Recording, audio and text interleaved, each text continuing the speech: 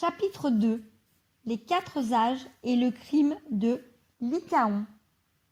Ses vêtements se changent en poils, ses bras deviennent des jambes, c'est désormais un loup, mais il a conservé quelques restes de son ancienne forme.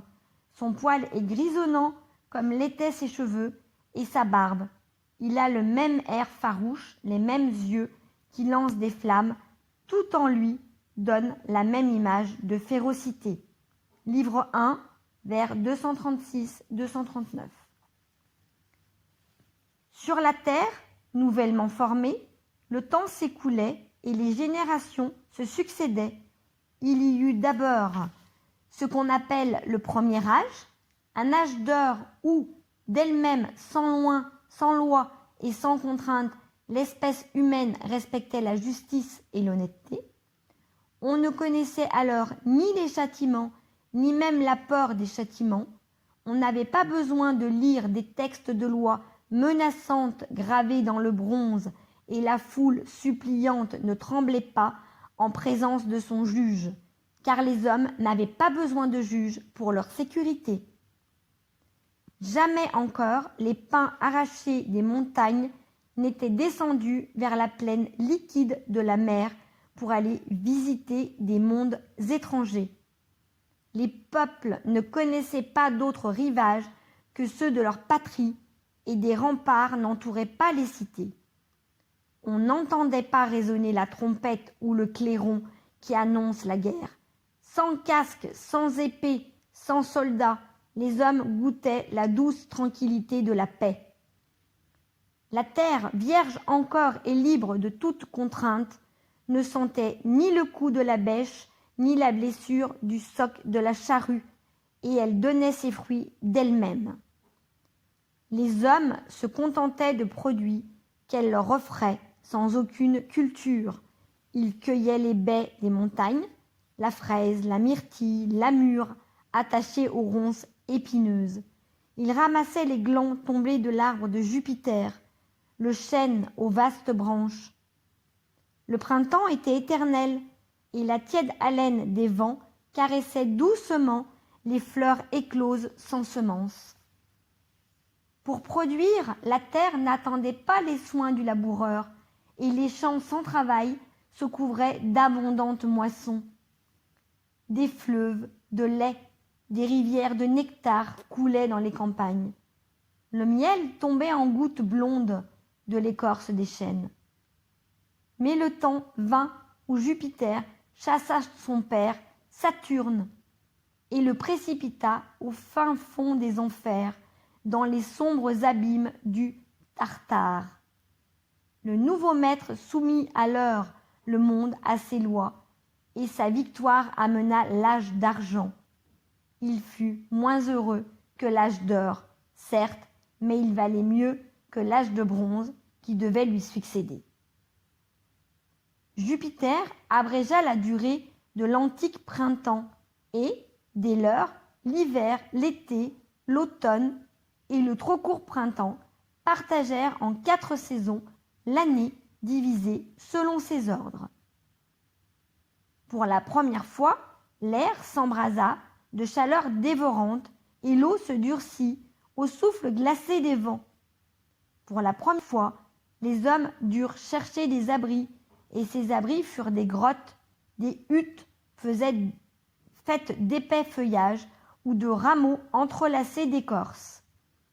Alors, pour la première fois, on enfouit les semences des moissons dans de longs sillons, et les taureaux gémirent sous le poids du joug de la charrue qu'ils durent se mettre à tirer. Puis commença le 3e âge, l'âge de bronze. La race qu'il vit naître était plus farouche, plus prompte à prendre les armes, mais pas encore criminelle. L'âge qui a la dureté du fer est venu le dernier. Dans ce temps forgé, d'un métal pire que le bronze, tous les crimes envahirent la terre. On vit s'enfuir la pudeur, la vérité, la bonne foi, et régner à leur place la fraude, la ruse, la trahison et la violence, ainsi que la coupable soif de richesse. Le marin livra ses voiles au vent qu'il connaissait mal encore. Les arbres qui, depuis si longtemps, se dressaient immobiles au sommet des montagnes, s'en allèrent, transformés en navires, défiés des flots inconnus. Sur la terre, jusque-là commune à tous, comme l'air et la lumière du soleil, l'arpenteur prudent se mit à tracer un long sillon et à marquer des limites pour protéger son bien. L'homme ne se contenta plus de demander à la nature les moissons et les fruits qu'elle lui offrait sans compter. Il osa fouiller jusqu'au fond des entrailles de la terre pour en arracher ces trésors qu'elle avait cachés aux portes des enfers et qui aujourd'hui, hélas, ne provoquent que des malheurs. Bientôt, le fer nuisible et l'or, plus nuisible encore que le fer, paraissent au jour. Avec eux paraît aussi la guerre, qui ne sert de ces deux métaux que pour faire combattre les hommes en mettant dans leurs mains ensanglantées des armes redoutables. Ceux-ci ne vivent plus que de pillage et de meurtre. Les droits du sang et le respect de la famille sont foulés aux pieds. À l'heure de toutes les divinités, la justice inviolable quitte la dernière le séjour de la terre que les meurtres ont souillé de sang. Mais le ciel lui-même ne devait pas être un refuge plus sûr que la terre. On raconte que les géants osèrent l'attaquer et que, pour monter jusqu'aux astres, ils entassèrent les montagnes les unes sur les autres. Alors Jupiter, le Tout-Puissant, maître des dieux, foudroya le mont Olympe et fit s'écrouler le Pélion élevé sur l'Ossa. Les corps monstrueux des géants furent ensevelis sous les masses de leurs mains criminelles que leurs mains criminelles avaient amoncelées. On raconte que la terre, toute imbibée du sang de ses enfants, ne voulut pas voir périr les derniers rejetons de cette race cruelle. De ce sang encore fumant, elle fit naître d'autres êtres à face humaine. Mais cette race méprisa les dieux, assoiffée de violence et de carnage. Elle trahissait sa sanglante origine. Depuis son palais, tout en haut du ciel, Jupiter, le fils de Saturne, voit les crimes qui se répandent sur la terre, il gémit. Il se souvient précisément de l'horrible festin du roi d'Arcadie, Lycaon, et ce souvenir allume dans son cœur un courroux terrible digne du maître du monde. Il convoque le conseil des dieux. Aussitôt, ils accourent pour obéir à son ordre. Lorsque tous les dieux ont pris place sur des sièges de marbre, Jupiter, qui est assis lui-même sur un trône plus élevé, la main droite posée sur son sceptre d'ivoire, agite 3 ou 4 fois sa redoutable chevelure autour de sa tête. La terre, la mer et le ciel, même, en sont ébranlés. Alors il exprime son indignation en ces termes. Non, je n'ai pas été plus alarmé pour le royaume du monde, au temps où les géants, avec leurs jambes en queue de serpent et leurs 100 bras monstrueux, menaçaient d'envahir le ciel. C'étaient de terribles ennemis, mais cette guerre n'avait pour cause qu'un seul crime, commis par une seule race. Or, aujourd'hui, je ne vois partout que des coupables sur toute l'étendue du globe terrestre, et c'est le genre humain tout entier qu'il me faut anéantir. Je le jure par les fleuves souterrains qui coulent en enfer. J'ai tout tenté jusqu'ici pour sauver les hommes, mais le mal est incurable. Quand un corps est malade, il faut trancher avec le fer la partie qui a été atteinte, de peur que la maladie gagne les parties encore saines.